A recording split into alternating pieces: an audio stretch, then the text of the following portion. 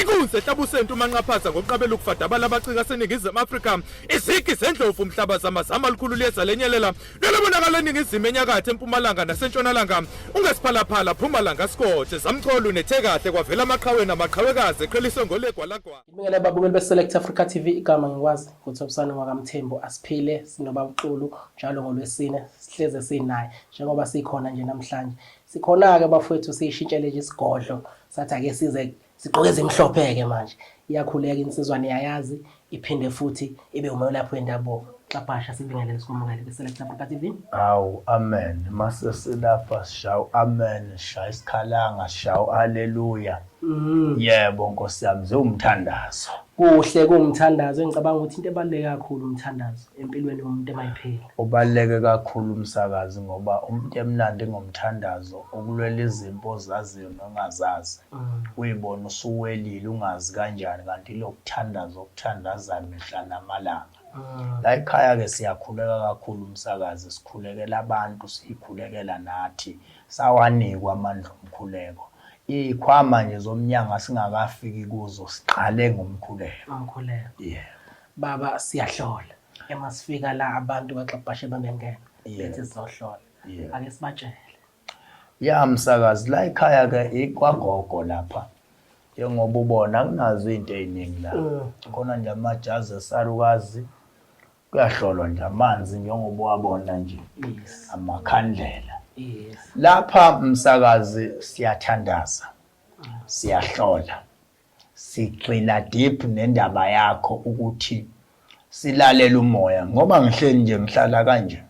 Umuntu ahlale lapha abeka amanzi akhe la. Ngoba mawungasubuke kahle la msakazi lemsama ayifani.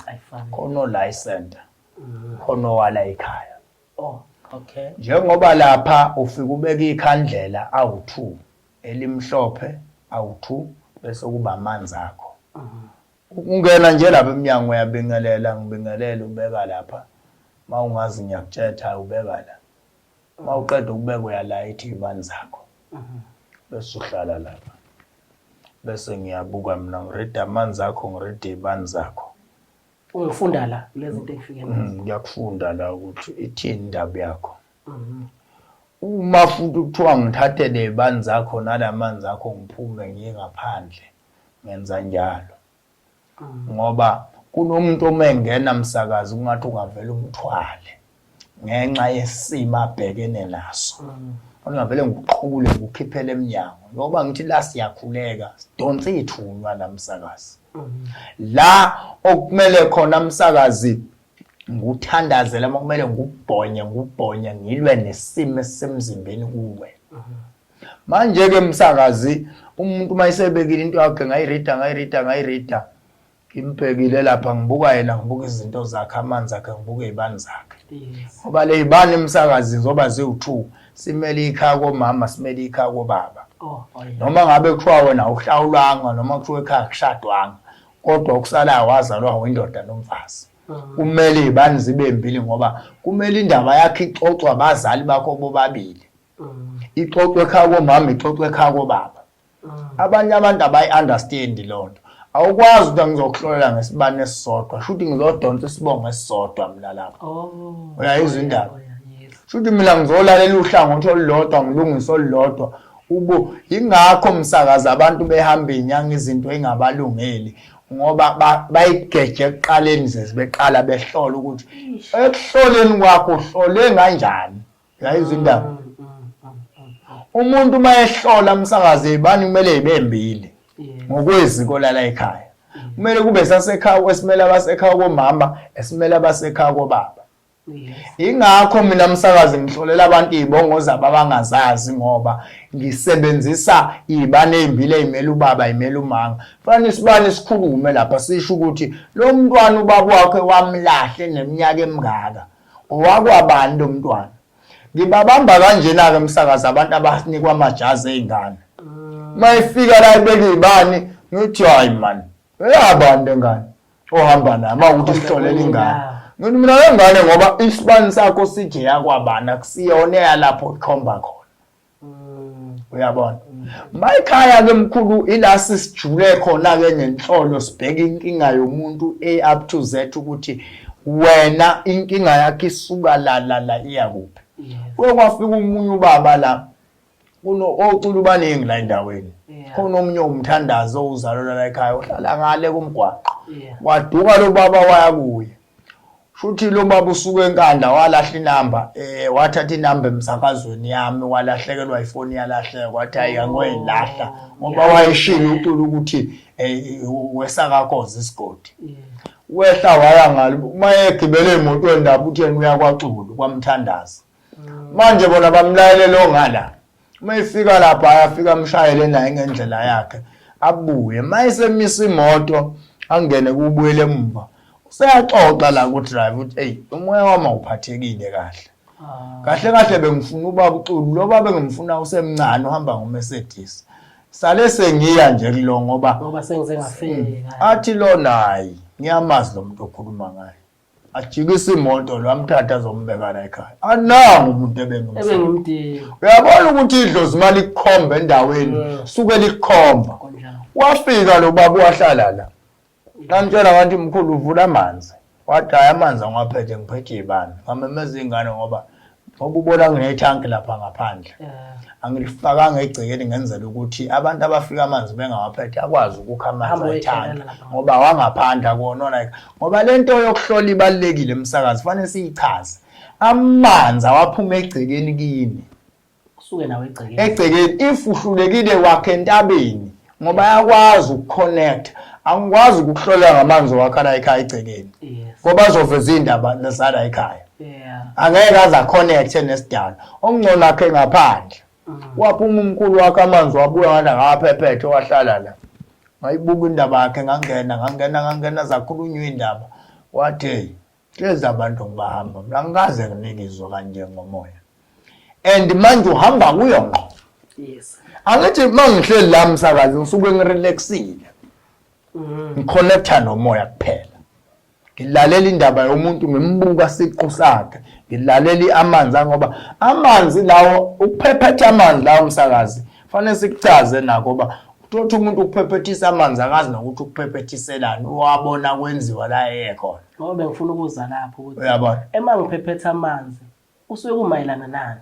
Kumayelana nesidalwa phela sikuphethe. Ngasikhathi ngiwaphephetha la fanele amanzi aconnect umoya. Angithi njengoba wena uphefumula umoya nami ngiphefumula umoya. Idlozi liphila kuwe. Ngalesikhathi uphephetha la kungena isidalwa la sehle siyohlala lapha phansi. La indlela yokungena kwaso fanele ngiyibuka ukuthi singena sijabulile noma sikwatile. Lento yokuhlola ejolile emsakazi. Kakhulu. Fanele ngisibuke ukuthi indlela esingena ngayo singena sijabulile noma singena sikho right.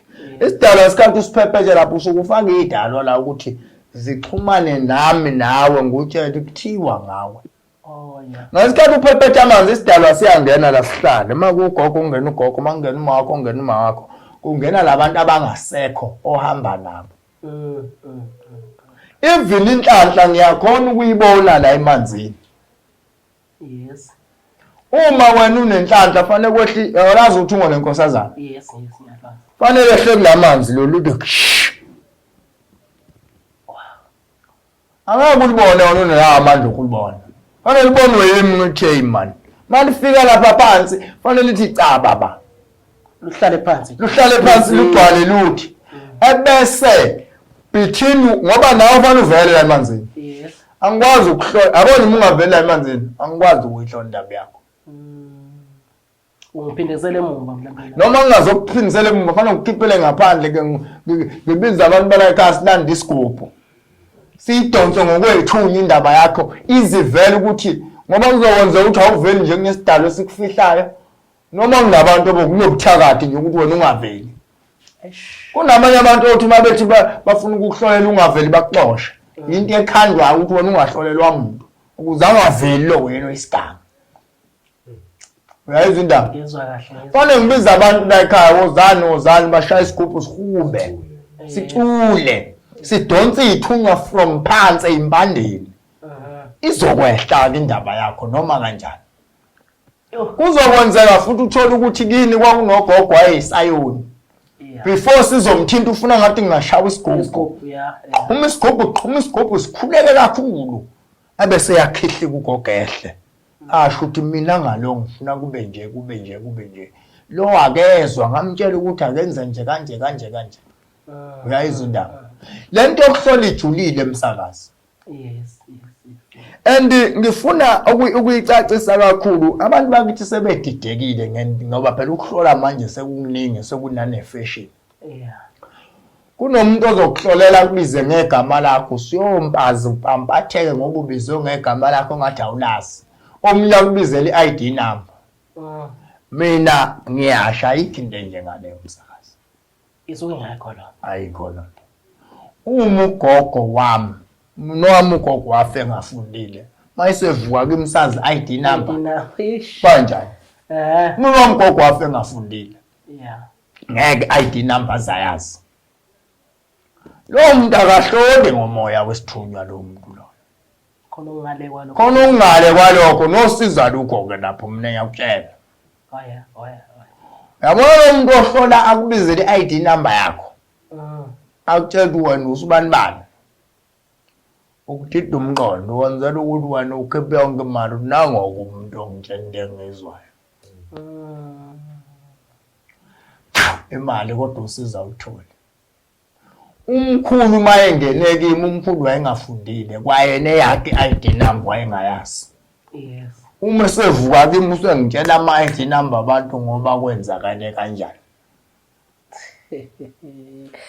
Hayi babukeli beSelect Africa TV ngihleli noma uXulu kumnandi bafethu kuDelected usinikeza nje okubalekile ngendaba zokuhlola ngoba kwesisikhathi bafowethu ezinye izinto siyazenza singazi ukuthi zenzeka kanjani. Uvela uhambe nje babukeli ungazi ukuthi ulindeleni la uyakhona. Ezinye izinto sizwa ngabantu hamba uyohlola la but awazi ukuthi lento le ihamba kanjani. Iyasilimaza lonto. Kakhulu umsakazi ukuhlola number 1 usuke uyofuna ukuzwa inkinga zakho. And uyofuna ukuzwa inkinga zakho kubantu abadala bakulowo muntu oyohlola kuye number 1. Nabakini phela abakwembethe. And lento yokuhlola ifuna uyihloniphe ngoba phela inosidalwa phakathi. Awukwazi nje ukungena la esigodlweni kwagogo ufaka ibhlukwe uwesifazane uthi uzofuna ukuhlola. La kusihlapha sibhengi la. Indawo lengcwele ehlonishwayo ubona kumhlophe. Zotha gqoka ingubo yakho nesiketi sakho esifihlile phela umzimba wakho uhlonipheke nje. Uyayizwa indaba. Nalokho kuyakhanga ukuthi wena nje siqu sakho uhlonipheke. Na umuntu wesilisa wazi ukufika ngesikhindi sakho sokuphalaza la uthi uzofuna ukuhlolelwa. Uyayizwa indaba. Lento ifana nento yokuphahla ukwazi ukuphahla kumgogo noma kumkhulu ugqoka isikhindi noma uqosheme.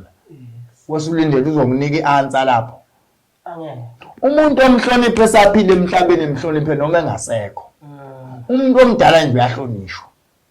Manje fanele sigade lezo zinto ziyashaya ngoba manje uthola ukuthi wena uzofuna usizo kodwa manje indlela oyiyo kwa wena uvela uhamba nje uqekele egini nje. Hayibo kanjani. Omunye ufaka isigcebhe la ngisakwazi nokuthi uthini umoya manje. Uyabona mhlaba. Ngithi uthi umoya kodwa amehlo manje ayadidiseka ukuthi awu. Uyabona njani? Ukuthi ke thina ke njengathi uXulu ngoba sengakhetha mina njengoba la ekhaya umama bebabili. Angithanda lokho ngibuka especially nje abonda boqaphela umumelaphi fanuyibambe. Ama client abalekile zibambe kwawena client zibambe kumlapho ndabuko. Musu ukuthi ngenye into usufuna enye into. Yayizwa lona? Ngiyezwa kahle. Mina ngiyabadiscipline lapha ku WhatsApp wami. Awukwazi nje unyanga ukuthi hayi. Awu. Umngani wakho lenyanga. Hayi. Awukwazi ukuthi hayi unyanga. Udakasho kahle sawubona. Sawubona mkhulu makumkhulu sawubona gogo makugogo. Kamalami ngubani?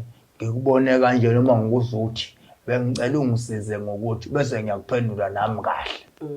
Uma ungizela ngohayi Sure. mina ngiyaphoxana nje bayazi kuze kukhuzela abomama bala ekhaya bathi hayi baba ehlisa angifuni ukujwayeleka kabi. Kunjalo. Ngoba uma mina ngingayihloniphi vele nama-client ngeke angihloniphe. Uyabona? Kunjalo. Mina la ekhaya ngisebenza ngeyithunywa ze-clean zimhlophe nangehlosi. Yes.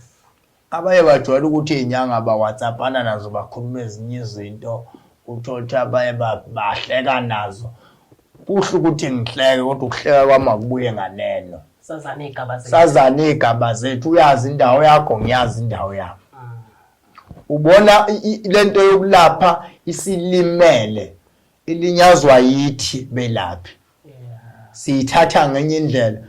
Njengoba abantu bengaka emhlabeni beneyinkinga, shuthi nje wena wangena intombi enhle nje esigodlweni usuhlala kuyithonto. Kusasa kufika enye uhlala kuyithonto. Shuthi wena usasebenzi lapho usudila nama-client. Ayisebenzi manjalo. Zihloniphe client, ngihloniphe nami ngumkhulu. Uyayizwa indaba. Izinyoka izinto kufanele siyiqaphele ukuthi ungafiki wena uze ngosizo la ekhaya usufuka ubona umkhulu muhle ukufanele. Hayi wrong leyo. Babukele Select Africa TV nginoba uMxabhashe la insizwa besivakashele. Babuxabhashe siyazi ukuthi njalo ngolwesine abantu babuke beSelect Africa TV bahleze bekuthola la kwiSelect Africa TV ngo5. Baba sivale. Asivale umsakazi sibonga ithuba abantu abafuna ukuhlola la ekhaya abeze siyahlola la esigodlweni kwagogo. Ukuthi abanye ke bakude umsakazi siyahlola efonini 300 la esigodlweni 500 efonini. Ufuna ukuhlola nothi njena umkhulu mina ngifuna ngikholekelela amanzi nje. Ufika beke la ukubekayo simbusisela amanzi ahambe. Amanzi senze imanga kakhulu ngawe. Ngikhiphe ilwane emzini yabantu ngamanzi. Uningi engikwenzile ngamanzi. Amanzi abalekile, amanzi ayagezana ayahlambana. La suke sikhulekela abantu sibalayithele izibane sibenzela amalade sibageza sisebenzisa iwasho. Sibonga kakhulu umsakazi nabalaleli abantu abasubscribe lapha ku Select Africa TV sihlezi sihleli nabo njalo ngolwesine ngo5 ntambama la sithi khona siphile noBabu Xulu uningi enisazokuthola bayede. Select Africa TV asiphile noBabu Xulu nizohleze nisithola bafowethu ku Facebook niyasilandela niyakhomenta niyalike kube mnandi. Select Africa TV ya subscriber siyanthanda kakhulu babukeli beSelect Africa TV sohleze sinoBabu Xulu njalo ngolwesine njengoba sechazile kuningi enizokuthola kuyena siyanthanda kakhulu.